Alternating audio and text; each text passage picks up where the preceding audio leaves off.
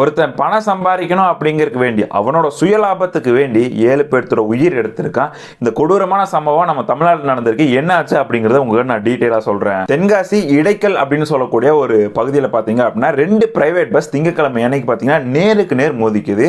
அதோட வீடியோஸ் எல்லாம் வந்துட்டு நீங்க பார்க்கவே முடியாது, அதை காமிக்கவும் முடியாது, அந்த அளவுக்கு ரொம்ப கொடூரமா இருக்கு.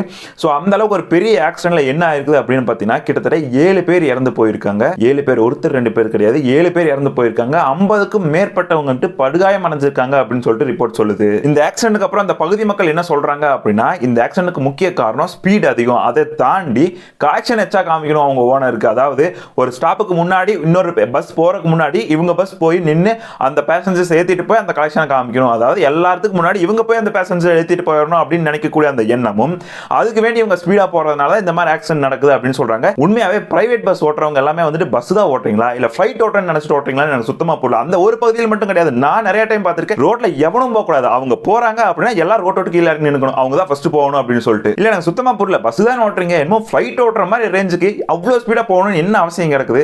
இல்ல உங்களோட குழந்தைகளோ உங்களோட ஃபேமிலியோ உங்களோட ஒய்ஃபோ அம்மா அப்பாவோ பஸ்ஸுக்குள்ள இருந்தாங்க அப்படின்னா இப்படிதான் வச்சு இவ்வளவு வேகமா போயிட்டு இருப்பீங்களா? இப்போ வரைக்கும் பாத்தீங்கன்னா பிரைவேட் பஸ் அப்படிங்கிறது பாத்தீங்கன்னா ஜட்டுவேர் தான் போயிட்டு இருக்காங்க. அவங்க மட்டும் தான் ரோட்ல போகணும், எவனும் ரோட்ல போக கூடாது அப்படிங்கிற ஒரு எண்ணத்துல தான் அவங்கள பஸ்ஸே ஓட்டுறாங்க. யதார்த்தமான உண்மை இதுதான். நீங்க ரோட்ல வண்டி ஓட்டிட்டு போகும்போது தெரிஞ்சிருக்கும், எத்தனையோ பேர் வந்து திட்டிக்கிட்டே தான் போவாங்க இந்த பிரைவேட் பஸ்காரங்களை.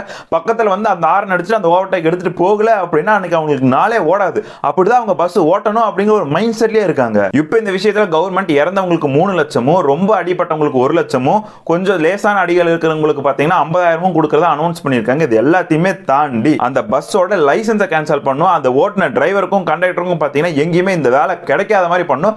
முக்கியமா டிரைவருக்கு பாத்தீங்கன்னா லைசன்ஸ் கேன்சல் பண்ணும். இந்த மாதிரி ஏதாவது ஸ்பீட் லிமிட்டை தாண்டி போறாங்க இல்ல வந்துட்டு ரோட்ல போறவங்களுக்கு அச்சுறுத்துற மாதிரி ஏதாவது டிரைவிங் பண்றாங்க அப்படிங்கிற பட்சத்துல அந்த டிரைவரோட லைசன்ஸும் கேன்சல் பண்ணும், அந்த பஸ் ஓனருக்கும் ஃபைன் போடணும், முடிஞ்ச ஜெயிலுக்கு போடணும். டு பி ஃபிராங்க் இதைத்தான் நிறைய பப்ளிக்கும் விரும்புறாங்க. இதை பத்தி நீங்க என்ன நினைக்கிறீங்க அப்படிங்கறத கமெண்ட் பாக்ஸ்ல சொல்லுங்க.